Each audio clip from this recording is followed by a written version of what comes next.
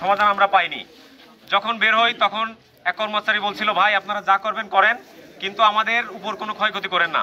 আমরা বলেছি আমরা নার্স, আমাদের কোমলমতি হৃদয়, আপনাদের কোনো ক্ষয়ক্ষতি আমরা করতে চাই না। বলছে আমরা অফিস করব, কিন্তু আপনারা আমাদের উপর যেন কোনো টর্চার বা এরকম জাতীয় কিছু করেন না। আমরা বলেছি আমরা শান্তিপূর্ণ অবস্থান গ্রহণ করব।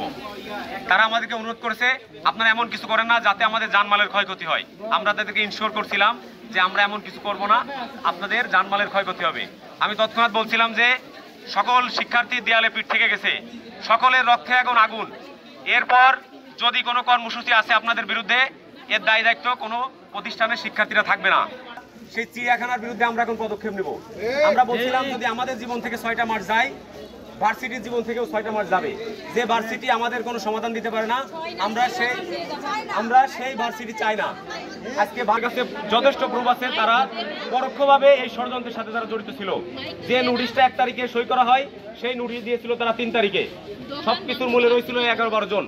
আমরা অবিলম্বে এই 11 পদত্যাগ দিয়ে তারা বাসায় চলে যাবে। পরবর্তীতে যদি ভার্সিটিতে তাদের দেখা যায়, তাদের বিরুদ্ধে ডাইরেক্ট অ্যাকশন আসবে। যদি কোনো ক্ষয়ক্ষতি হয়ে যায়, এই ক্ষয়ক্ষতির দায়িত্ব কোনো শিক্ষার্থীর থাকবে না।